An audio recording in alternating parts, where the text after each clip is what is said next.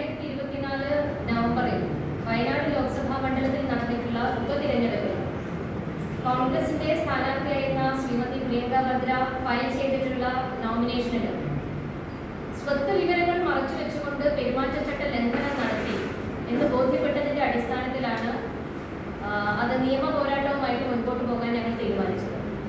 ആയതിന്റെ അടിസ്ഥാനത്തിൽ ബഹുമാനപ്പെട്ട കേരള ഹൈക്കോടതി മുൻപാകെ പ്രമുഖ അഭിഭാഷകനായ ശ്രീ ഹരികുമാർ ജി നായരിലൂടെ ഇലക്ഷൻ പെറ്റീഷൻ ഞങ്ങൾ ഫയൽ ചെയ്യുകയുണ്ടായി.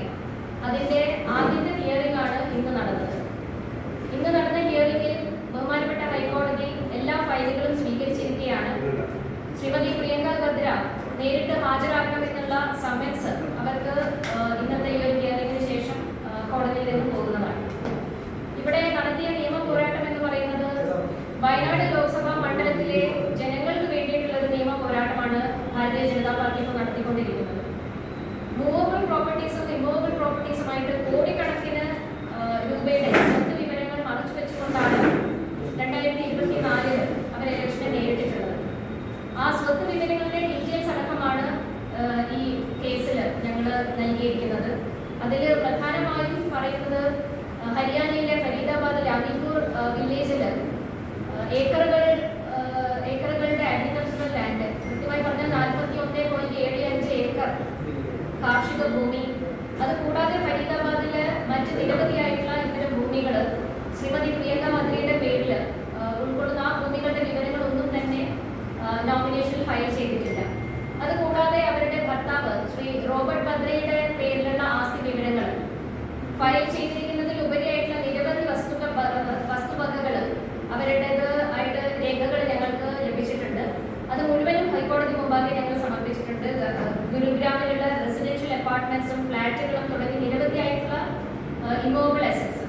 അതുകൂടാതെ മൂവബിൾ പ്രോപ്പർട്ടീസ് എന്ന് പറയുമ്പോൾ ഷെയർസും മ്യൂച്വൽ ഫണ്ട്സിലും ഇൻവെസ്റ്റ് ചെയ്തിട്ടുള്ള കോടിക്കണക്കിന് രൂപ അതിന്റെ കാര്യങ്ങളും അതൊന്നും തന്നെ ഫോം 26 അഫിഡവിറ്റിൽ സ്ഥാനാർത്ഥി ഫയൽ ചെയ്യേണ്ടിയിരുന്ന കാര്യങ്ങളൊന്നും തന്നെ പൂരിപ്പിക്കാതെയാണ് വയനാട്ടിലെ ജനങ്ങളെ വിഡ്ഢികളാക്കിക്കൊണ്ട് ആ ഒരു ഇലക്ഷനെ നേരിട്ടിട്ടുള്ളത്.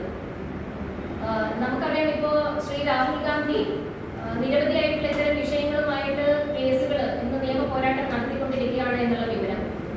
വയനാട് ലോക്സഭാ മണ്ഡലത്തെ സംബന്ധിച്ചിടത്തോളം അതിൽ ഉൾക്കൊള്ളുന്ന നിലമ്പൂർ അസംബ്ലി മണ്ഡലത്തിലെ ഉപതെരഞ്ഞെടുപ്പ് ഇപ്പോൾ നടന്നുകൊണ്ടിരിക്കുകയാണ്. അതിന്റെ പ്രൊസീജിയറിലാണ് ഞങ്ങൾ എല്ലാവരും തന്നെ. ഇവിടെ വീണ്ടും നിർബന്ധിതമായിട്ടുള്ള ഒരു ഉപതെരഞ്ഞെടുപ്പ് നിലമ്പൂർ മണ്ഡലത്തിൽ വന്നിരിക്കുന്ന ഈ ഒരു സാഹചര്യത്തിലും ഇവിടെ കോൺഗ്രസിന്റെ UDF-ന്റെ സ്ഥാനാർത്ഥികൾ അവകാശപ്പെടുന്നത് ഈ വയനാട് ലോക്സഭാ മണ്ഡലത്തിൽ അല്ലെങ്കിൽ നിലമ്പൂരിൽ കൊണ്ടുവന്നിട്ടുള്ള വികസനങ്ങളെ കുറിച്ച് അവര് വാതോരാതെ സംസാരിക്കുമ്പോൾ ആ വികസനങ്ങൾ ഈ മണ്ഡലത്തിലേക്കല്ല എത്തിയിരിക്കുന്നത്, അല്ലെങ്കിൽ വയനാട് ലോക്സഭാ മണ്ഡലത്തിലേക്കല്ല എത്തിയിരിക്കുന്നത്. ആ വികസനത്തിന് വേണ്ടിയിട്ട് ഫണ്ട് മുഴുവനും എത്തിയിരിക്കുന്നത് ഈ ഗാന്ധി കുടുംബത്തിലാണ് എന്നുള്ളതിന്റെ നേർക്കാഴ്ചയാണ് ഇവിടെ സൂചിപ്പിക്കുന്നത്. കാരണം അനധികൃതമായിട്ട് കൈപ്പറ്റിയിരിക്കുന്ന സ്വത്തുക്കളായതുകൊണ്ടാണ് ഇലക്ഷൻ പെറ്റീഷൻ മുമ്പാകെ അവർക്ക് കൈമലർത്തേണ്ട ഒരു സാഹചര്യം ഉണ്ടായിരിക്കുന്നത്. അതൊന്നും തന്നെ രേഖപ്പെടുത്താൻ സാധിക്കാതെ പോയതും ആ സ്വത്ത് വിവരങ്ങൾ എങ്ങനെയാണ് അവർ കൈവശപ്പെടുത്തിയിരിക്കുന്നത് എന്നുള്ളതിന് ഒരു പ്രൂഫ് സമർപ്പിക്കാൻ സാധിക്കാത്തത് കൊണ്ടാണ്.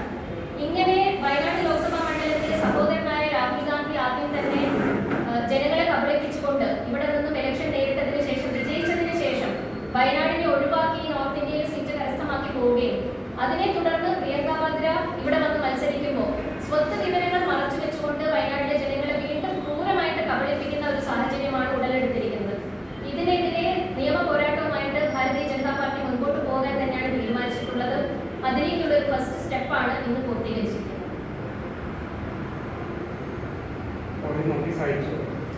അതെ, ഇന്നാണ് ഫസ്റ്റ് ഹിയറിംഗ് ഉണ്ടായിരുന്നത്. ബഹുമാനപ്പെട്ട കോടതി എല്ലാ ഫയലുകളും സ്വീകരിച്ചിട്ടുണ്ട്. സമൻസ് വരുന്നത്. അടുത്ത ഹിയറിംഗ് വെച്ചിരിക്കുന്നത് ഓഗസ്റ്റിൽ.